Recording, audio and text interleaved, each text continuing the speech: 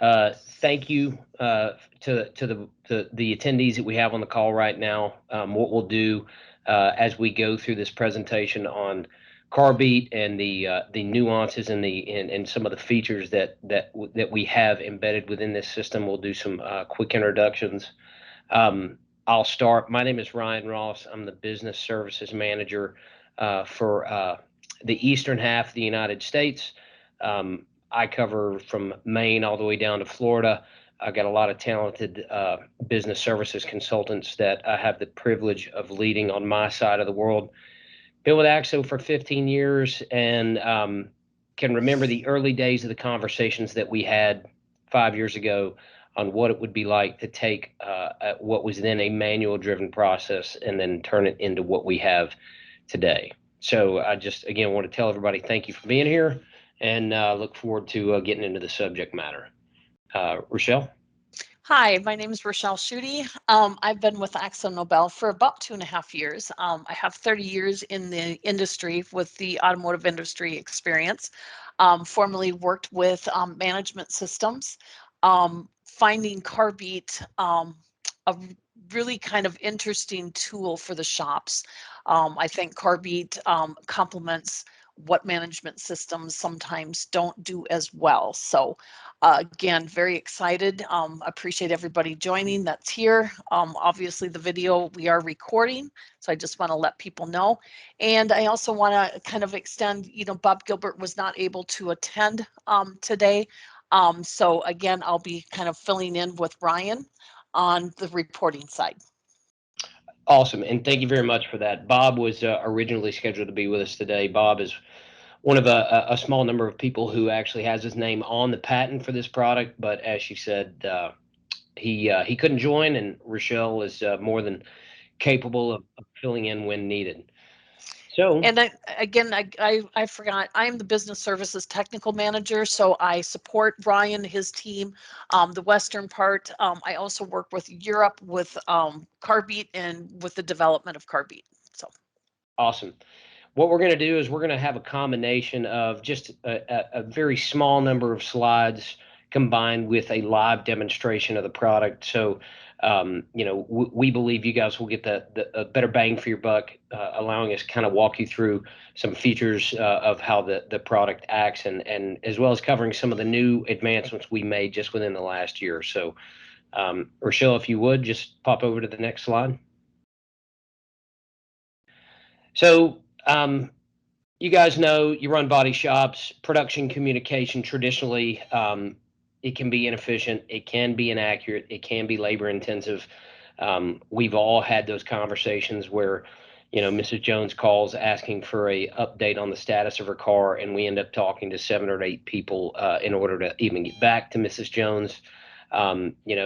Rochelle mentioned that Carbeat is a great complement to what management systems may not necessarily do well sometimes. Another scenario that plays out a lot in collision repair shops is we get our day started in the morning. We get our heads wrapped around what's got to go. Maybe the production schedule is updated after that meeting, and then the bullets start flying. And then if we're lucky, maybe we get it by the afternoon and update it. And the point of it is very rarely do we have an accurate snapshot of production, and all of those inefficiencies can result in delays, missed deliveries, employee stress. You guys see it on the screen. Less than thrilled customers, lost profit. Next slide. Now go ahead and bring it all up onto the screen, Rochelle. I think there's some animation there. You guys know, you could say this about any business. You could say this about certainly anybody in our industry. If you run a collision repair center, you walk around your business 100 times a day thinking to yourself before lunch, if somebody just thought like me, my life would be so much easier. Or you may think to yourself, man, why doesn't anybody see what I see? And so years ago, as a services team, we became very focused on trying to fix that problem. How can I take what was inside the head of the person leading the organization and make it very transparent to the people that are on the floor doing the work? And so early, we got really good at doing what you see on the screen, building magnet-driven, technician-focused boards that were meant to try and make uh, really just who's running the business, the owner, the manager, make what's in their head very transparent to everybody so that we could create better decisions. And we got technicians engaged in moving magnets. The downside of traditional manual boards is obviously it collects no data. There's very limited visibility, limited functionality. I got to walk out onto the shop to see it. We made it big because we wanted the visibility there for somebody who was 20 or 30 feet away. They could look at the amount of magnets on that board and get a mental snapshot of where production was. But again, I had to go out onto the shop to see it. So early on, when we started having conversations about what would this look like if we digitized it, one of the things we wanted to keep in place was the interactivity, keeping it technician focused, and as well as big, so that you could get an appreciation for where you were from a production perspective. But we built upon it obviously because we took a workflow tool and we customized it to our industry. Because the great thing about whether or not you're fixing a car in the middle of the United States or you're in Auckland, New Zealand, the stages the car goes through to get fixed is going to be the same. So, as it says on the screen, we engineered it to fit our industry, but most of all, we wanted to build reporting. Early on, when we realized that software that we have to drive our product could give us very robust reporting on the back end, um, our minds were blown in terms of the amount of uh, information we could give the collision repair shop once they started using Carbeat. So what we've seen consistently over the last few years, I think 2017 is when we officially introduced it into the market, is Carbeat users who engage it or engage with it in the manner in which we do our best to train you to do it, will consistently see nearly a 2-day improvement in their key to key cycle time, which is huge. Next slide, Rochelle. Mhm. So again, it's cloud based. You can access it from any machine with a internet connection. So even though you have a large screen on the shop floor, your writers in your front office can access it. You can pull it up on a tablet, drag and drop vehicle movement. So again, we used to get technicians to interact with a magnet driven board. Getting somebody to walk up to a screen and drag it and drop it is not very difficult. You can filter by insurance company, estimator, technician. All that means is that if you've got a very busy board and you're moving a lot of volume through your business and your technician walks to the board, he can simply click on his name, as you will see, and it will change the view. We've got grouping of jobs available. We've got color coding through dots and background colors. We've got reports on repair plan accuracy tracking. We can be very flexible in the configuration of the repair statuses. If you're a business that has some very specific terminology that you like to use, we have absolute flexibility to keep that consistent in how we map out the repair statuses. Um, the screen says large 70-inch touchscreen monitor. We do have multiple sizes available, 70, 65. We can give you a little bit smaller, a little bit larger. And then above all, it's just very, very simple. Next slide. So you got the whole shop in lockstep. You got a screen on the picture on the left. Somebody's managing it from a desktop. You've got an example on the right where there's a touch screen monitor in the paint or in the mixing room hooked to the mixing computer, where you could actually get your painter to just drag it and drop it right there from his computer. So the entire shop is in lockstep. So with that, and it's across very many devices. Let's jump out of the slide presentation, Rochelle, if that's all right, and let's go straight into Carbeat so we can do a live demonstration. Pop over to the production board real quick. So this is our sandbox board. This is just to give people seeing the product a good perspective of what it would look like in a repair shop. This is the board that we play with, move, add cars, delete cars. And as you can see, check-in all the way from ready for delivery is how this board is laid out. Initially, when we first launched this product back in 2017, the production board that you see right here is all we had available. We have since added multiple screens that we'll cover today as well that gives you additional flexibility on how you can use the product. But across the top, the blue writing, you see examples of what we meant by quick filtering. So, Rochelle, if you want to click on anything, you could see if you had a customer pay category, you could click on it, bam, you could see just how the view will change. If you want to grab one of the estimators, you can filter by card color, as Rochelle just did. You can filter by estimator, as Rochelle just did. You can engage multiple filters if you wanted. Show me estimator to anything she's written with anything that needs an alignment. The blue dots on the screen typically will be sublet related items. And when AkzoNobel Services consultants come on site to do an installation, we've got a lot of kind of SOPs that we built over the last 4 years to give you a good guide on how you could categorize where these things need to go. But as you can see, I could theoretically say, all right, I want glass to be a yellow dot. And if your glass guy shows up at your shop one day and maybe everybody's at lunch, you can't really find anybody, all he really have to do is go to the board, touch glass, and he could sort the view based on anything that needs glass. So, Rochelle, if you would just touch the yellow dots right there, and bam, you could see that everything will sort.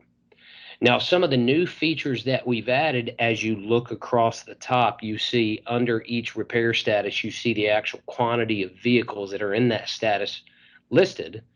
But some of the new things that we've added is the dollar value for the status, as you can see. And then we've also added the total hours associated with all the jobs in that status. So, visually, it's easy for someone who's a Carbeat user to jump in there and make a quick diagnosis of how much money is tied up in a specific status. We've got because everyone on the phone knows we love making lists in our business, right? We love making production lists, paint lists. If you go to the group vehicles functions up to the top and click on create list, I could automatically go to the paint column or reassembly column and just start clicking on cars, and you can see it builds you a list right there. RO, insurance company name, year, make, and model of the car. Now, the great thing about this feature is it will build the list based on the sequence in which you touch those cars. So you could, in theory, if you had a printer hooked up onto your main board out on your shop floor, you could walk right up or have your painter walk right up and say, I'm going to paint this one first, this one second, this one third, this one fourth. You could generate a list, print it directly off the board. So, the instant grouping of vehicles we mentioned on the slide, that's how that's a demonstration of exactly how that works. Now, again, the tile colors, it's very visual as we all see. So if you click on any vehicle, Rochelle, you'll see it brings up the side panel where you can edit features on a tile. So we've got card colors available right there. Typically, what most Carbeat customers will choose to do is they will give a color to maybe a referral source. So State Farm gets a color, Geico gets a color, Allstate, Nationwide Insurance could potentially get a color.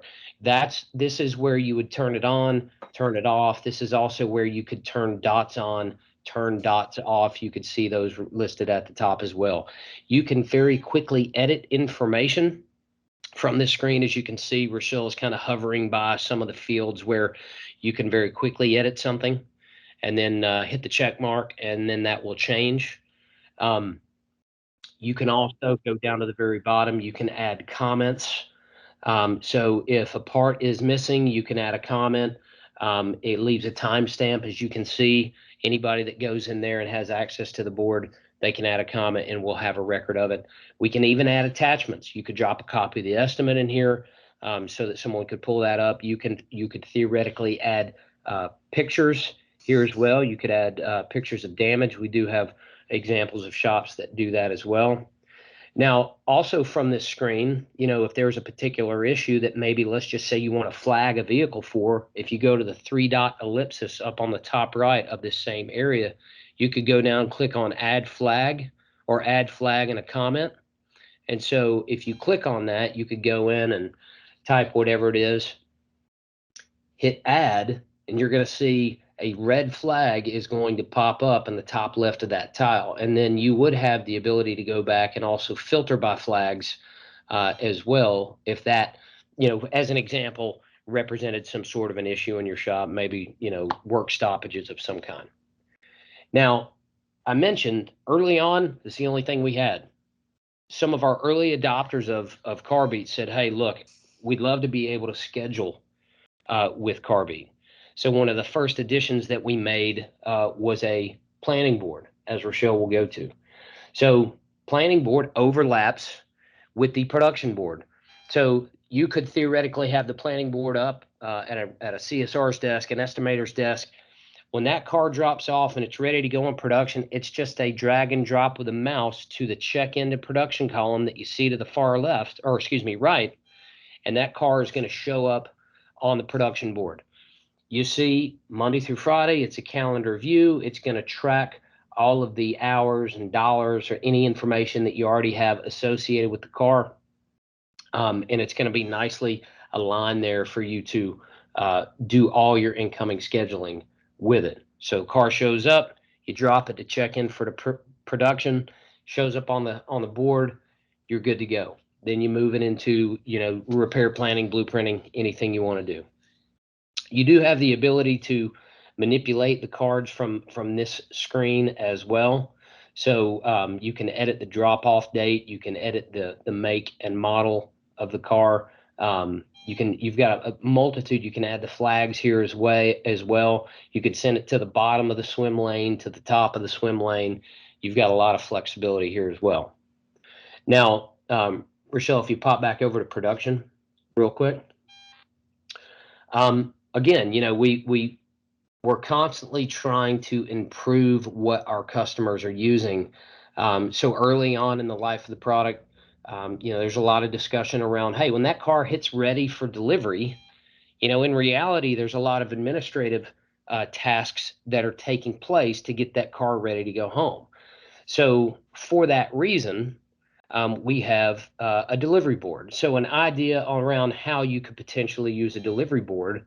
You could have a screen up in the front office, maybe, that as cars start to hit the ready line, that becomes the visual of, hey, we got to move that car into a pre-close status. And these are flexible as well. These column names: contact customer, confirm payment, schedule the delivery. We also just recently added a total loss column. We have the ability to tag cars as totals so that they don't monkey with your your data for your reports. So that total loss column is a brand new addition. And then the last two that you see on the screen, delivered waiting for payment, delivered and paid, is also brand new. So the software will track accounts receivable data for shops that want that. You can see it has a little quadrant that'll set up in the top right of the tile. The different portions of the quadrant will line up corresponding to the time that it's been in that column, and you can see the total time sitting there as well. So very soon we'll be able to start building reports on accounts receivable data for shops that want to be able to look at that information. Now, and I just want to add on to that just a little bit, that we are using the standard accounting days for accounts receivable. So we do 0 to 15, and then 15 to 30, 30 to 60, 60 to 90, and anything over 120 days will all turn bright red. So those will draw your attention on the ones that have exceeded 120 days in accounts receivable. Awesome. Thank you for that, Rochelle. Now, you guys will notice, hopefully, as you look at the tiles on this screen, you'll see some, pictures on the tiles. You see we just made additions for different work type fields and different job characteristics. So, Rochelle, if you want to blow that up just briefly and show it on the side panel. And then also, too, one of the additions is you see on the tile CT, and then you see a number slash a number. CT stands for cycle time. The first number is how many days that car has been in that particular process step. The second is how long it's been in the shop total. So that was another request that from the field that everybody wanted to have a quick visual of how long has that thing been sitting in body, how long has it been sitting in paint, how long has it been sitting in reassembly. So the characteristics you see across the top, we've got, you can tag it a DRP, you can tag it a rapid repair, you can tag it a hail job, an electric vehicle, a tow end, a total loss. If it's part of a warranty or a redo, we've got different characteristics that you can tag to that particular job. And then the tasks at the bottom, if that car has an AC, needs AC repair, reset an airbag. If it's a glass repair, if you order parts for it, we got a little empty shopping cart there. When the parts come in, you can turn it over to a solid parts cart, or excuse me, shopping cart with a check mark in it. So all of these job characteristics that now that we have a definitive way to tag these things through these icons, allows us more flexibility for reporting. Is that right, Rochelle? We can build That is reports. correct. Yeah, so we'll be able to do a lot more deeper dive into the analytics, and we haven't even gotten to the analytics yet. So one of the things that for those of us that eat, sleep, and breathe this thing every day, want to make sure that we always drive home in terms of why this thing is able to deliver in increased processing time, is because everybody thinks a lot. Everybody thinks along the same lines. Everybody sees the big picture. Everybody understands exactly where their vehicles are at, and more importantly, they understand the individual decisions that they can make as technicians to help optimize flow. Because again, a production board this size is all about optimizing flow. And then also too, I hear it from Carbeat customers that I have all the time.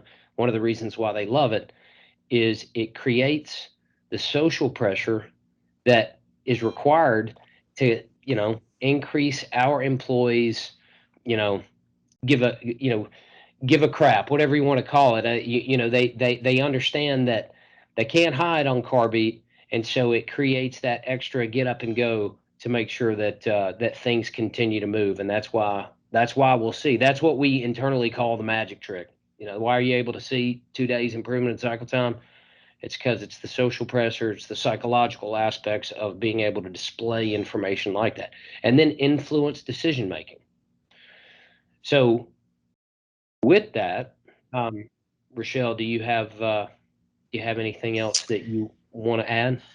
Just on the icons, on the characteristics, one of the driving forces behind adding the characteristics was to allow on the analytics side to exclude things. A lot of times, we look at our shop as a whole, but sometimes when we look at numbers and we're driving that cycle time, we need to take out things out of the equation, like our total losses and maybe the hail, because those can skew your numbers in the shop. And it could be that you're using one of the icons for maybe some internal work, if you're part of a potential dealership, or if you're getting some fleet work.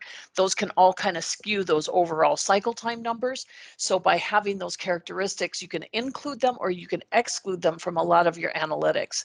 And again, that was our driving force behind adding some of those features. Excellent.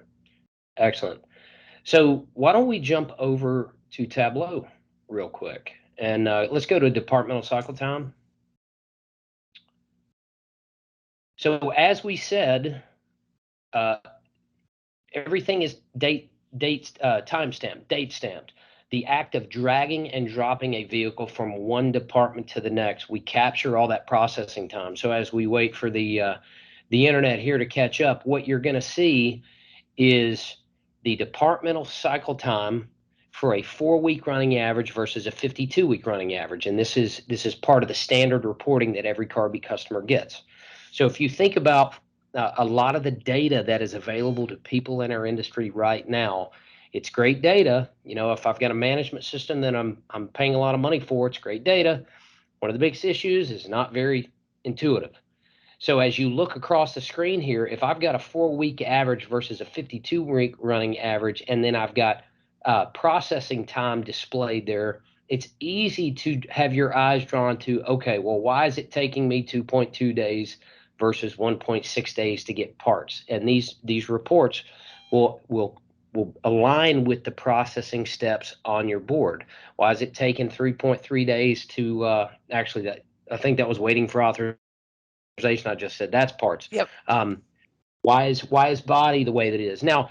The reality is that you could be in a window where you're just getting a lot of big hits, which is one of the reasons why we have severity to the far right, the average job size. So you can see in this particular view, Rochelle's got it defaulted to all current Carbeat users.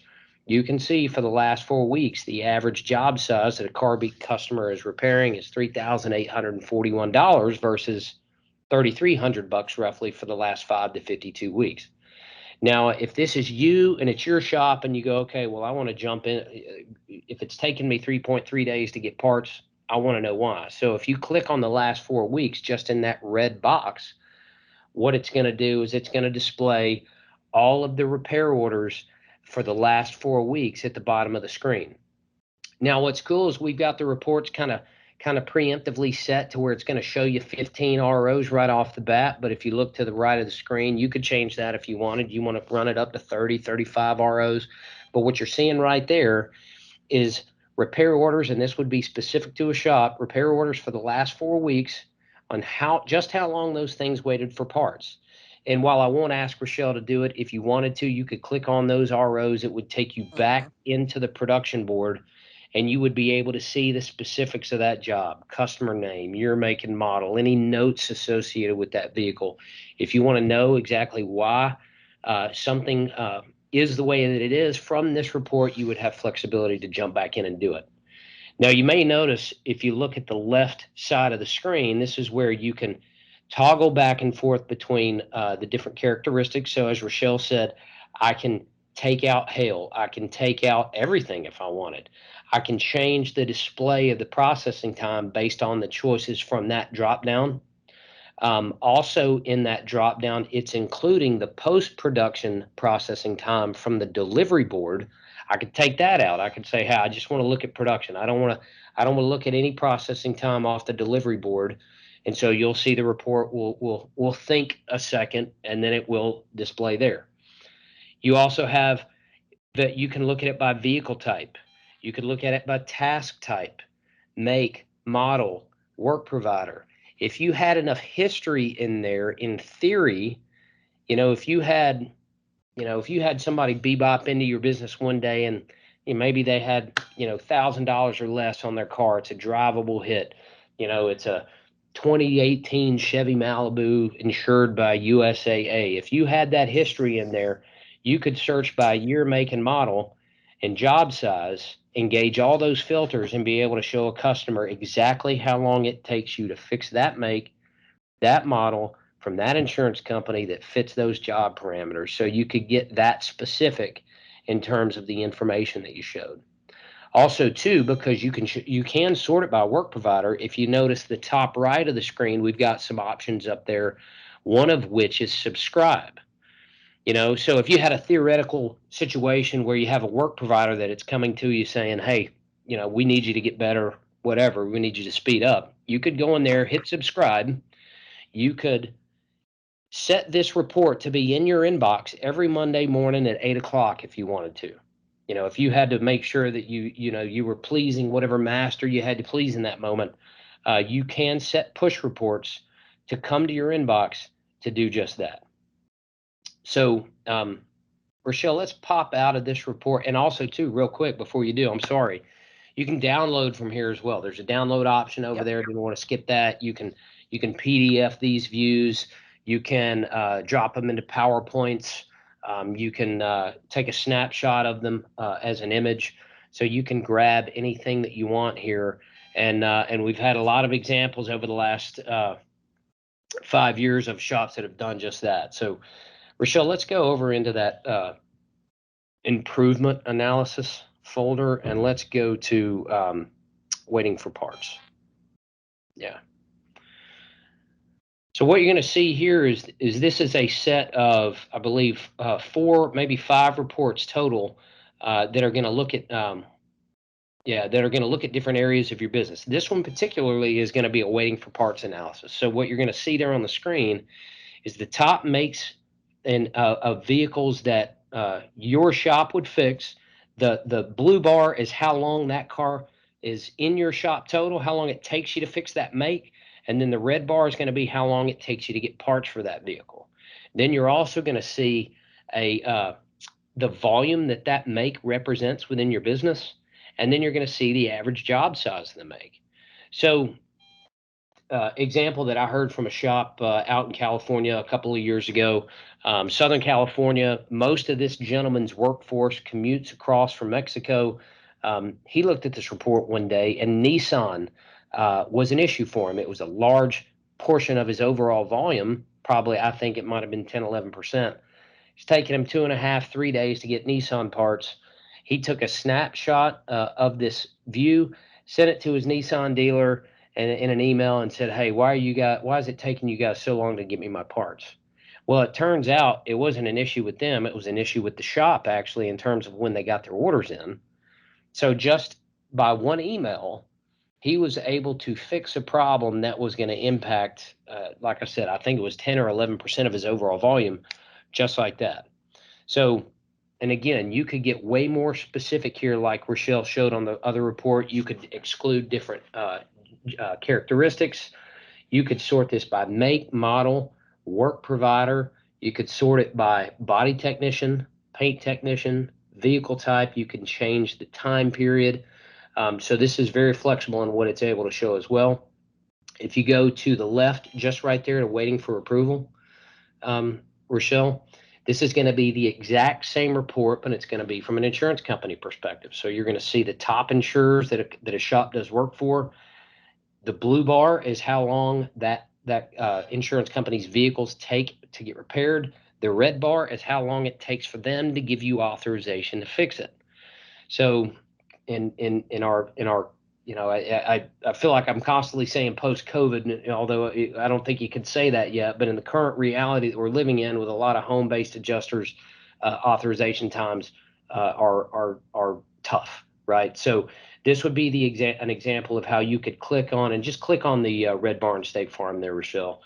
You could click on that. You could pull up all the State Farm jobs in whatever time window you specify, and then, the reality is you got some information here that you could go back and potentially argue for if you're getting pushed to pay for a rental, and you don't think you should have to based on something that maybe they did. This would give you the justification for it. And believe it or not, I've actually had a lot of conversations with body shop owners who are Carbeat users, who in dialogue with adjusters in their businesses talk about, one guy in particular mentioned how he's having a conversation with an adjuster about a job. He said to the guy, he goes, "I don't think my Tableau reports are agree with what you're saying." The adjuster goes, "You guys use Tableau? Well, that's what we get all our data on, is Tableau." And then after that, the conversation changed, because I guess the adjuster was kind of taken back by the fact that, hey, this body shop in the middle of New Jersey is using the same software visualization tool that he does to look at his data. And from this area too, we've got reports on delivery accuracy. So this is going to be something on measuring how often you hit the out dates of the vehicles that are actually on your board. So how many times do you actually hit the date? How often are you 1 day late? How often are you 2 to 5 days late? How often are you over 5 days late? And we can look at that by repair size, by make, by work provider, and just the same as every other report, we've got multiple filters that we can engage over there. We can adjust the times, so that you can look at a multitude of different information, pieces of information from whatever angle that you want to look at it at. Now, Rochelle, do you want to talk about just real briefly the changes we made with delivery dates and adjusted delivery dates to make sure this gets more accurate? Yeah, so one of the things that we added was when your original due date occurred. So As you guys know, writing estimates, we can write a basic estimate, or it might come in from the insurer that says, hey, this is a 20-hour repair, therefore it's due out in 5 days. But once that supplement is written, or when the vehicle is disassembled and we do a proper repair plan, we're going to find adjustments that need to be made. So that supplement is then created and the date changes. So it allows us to track from when we first adjusted the date to go out based on our original estimate, and then any adjustments from that point. Now, it doesn't actually have to be based on supplements written on your estimating platforms. It could be due to parts delay, it could be due to technician delay, it could be insured delay. So it allows us to get more accurate on what that time is between when we said to the customer, hey, your car's going to be done on Friday, but then it's not done until the next Thursday, and what areas that we need to improve on to be more accurate with those. And as Brian had stated before, the data that is collected in Carbeat, knowing what we're fixing, how we're fixing it, what our wait times are, drives us more accurate to potentially predict in the future for that customer how long it's going to take for those cars. Right, right. Rochelle, jump over to the make model analysis, if you would. It looks like we got 5-6 minutes left here, and I want to make sure that we cover as much as we can and be as respectful as we can to everyone who's joining us today. Yep. But this is a very interesting report, because what this is going to show a Carbeat customer is the top 10 most repaired makes. Very similar to the parts report. It's going to show you the volume of the make. It's going to show you the average job size. But you notice those bars are different colors. They line up with your production board.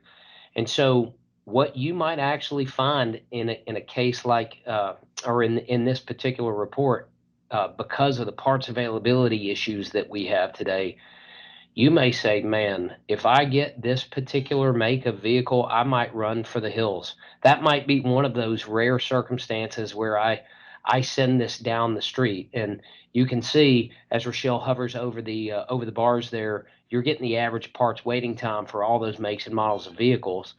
And so, we've heard examples over the years of people that are looking at these reports and going, wow, overall, Chevy's a big, portion of my business, but this one particular Chevy is a real struggle for me to get parts. And this was even before our issues we're facing now in the industry.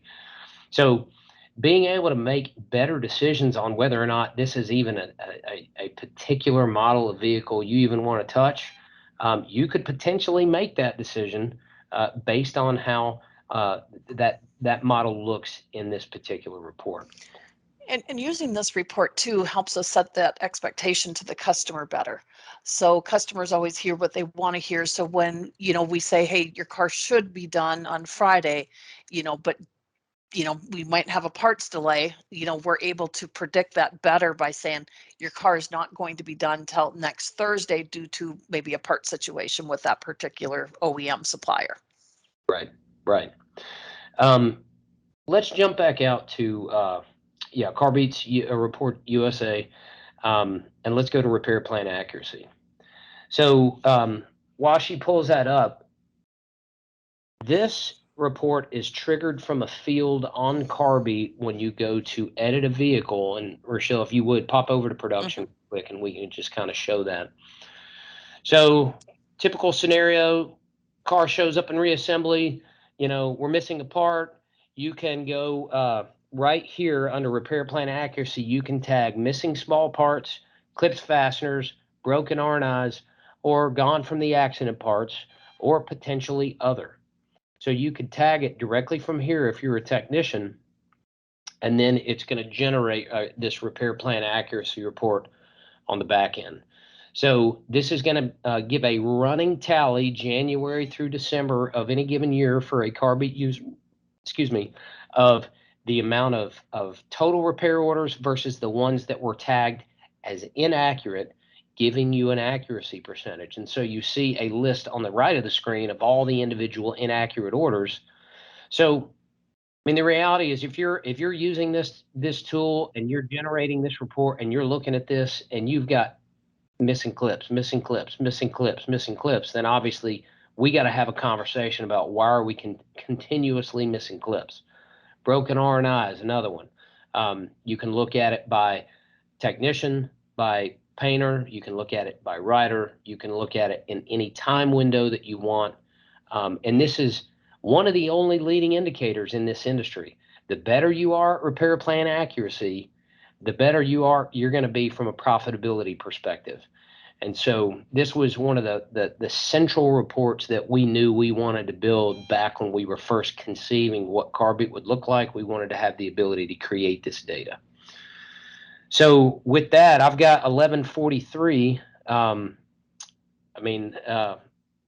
we going to open it up for any questions? I'm happy to do it. If you guys want to unmute or put them in the chat, we're happy to take questions. I think since we have such a small group, if you just want to unmute, if anybody's got any questions.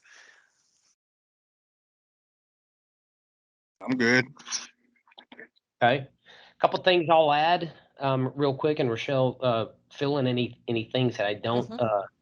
We do have a management system interface available for Carbeat. It's called Carbeat Connect, available for CCC and Mitchell.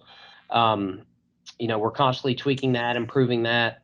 Is there anything else to add from a interface perspective, Rochelle? From a development side, we will be adding direct interfacing from all the estimating platforms. So that'll be your CCC, your Autotex, and your Mitchell Repair Center. Again, Carbeat, we always look at, customer needs. So we want to hear the voice of the customer.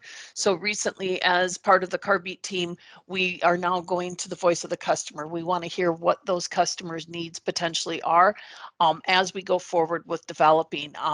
Some of our targets for this year are adding texting and emailing capabilities. So you can email the customer, text the customer based on when cars move. That will not be something that you're required to do. It's something you can opt in and out of. And also building an interface to ARMS rental car. So the enterprise ARMS system. Yep. And that's a great point, guys. From the very start, we wanted we wanted need to drive the innovation. We didn't want innovation to drive the need. So we didn't want to load this thing with a bunch of features that nobody would use. We wanted to add the features that we knew people would use, right? So that's why as this product evolved, it's literally been driven, as Rochelle said, by the voice of the customer. So with that, if we don't have any more questions, we just want to thank you guys for your time. I really do appreciate you taking the time out of your day, especially you, Mr. Doyle. It's good to see your name. So hopefully you're staying warm on your side of the fence.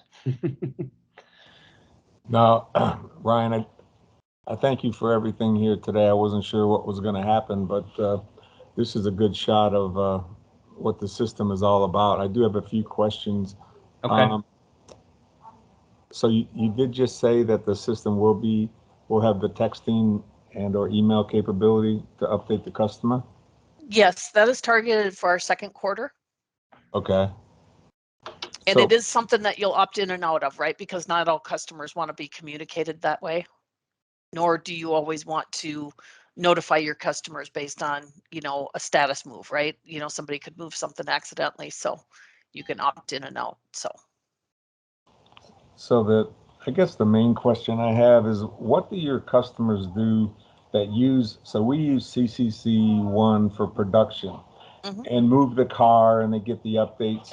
My fear is that, okay, so now am I only adding more work to the estimator? Do they still have to update CCC just as much as moving Carbeat, and which one's more important?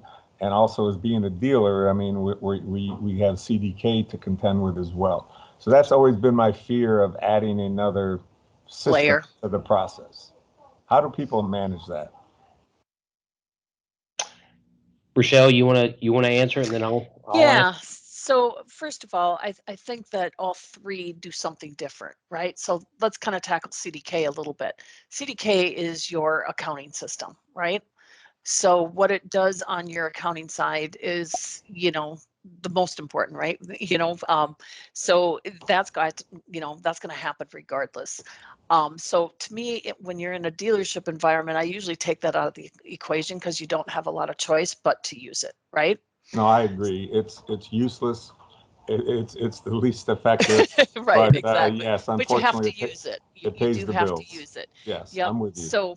So when you think of CCC and you think of Carbeat, right? They all do something different. So CCC obviously is an integrated application, right? You write your estimates there, you convert them to an RO, it goes into your management system, and what they really focused on, with CCC is that whole integrated application, right?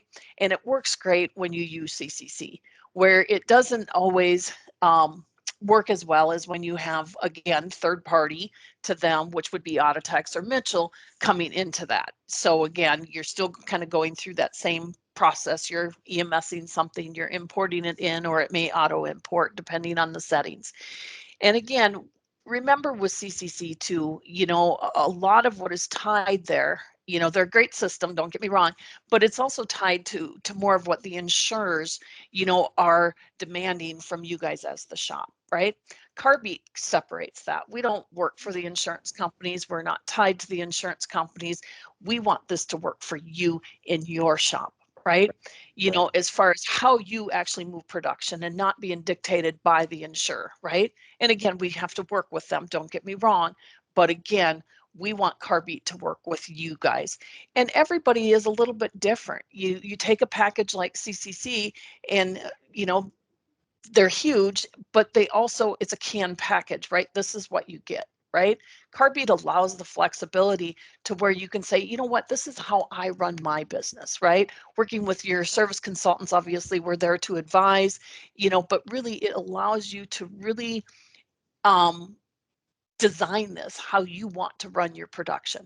So if you have insurers that are requiring you to use CCC for those automated notifications and you have update promise kind of built behind the scenes, you are unfortunately still required to do that based on your relationships with those insurers. But if you think of Carbeat, this is really how we drive production. And me coming from a full-fledged management system in the past, that was one of the things that intrigued me so much with Carbeat is we have a management system that people typically use about 10% of, right, on average. Some may use more, less, whatever.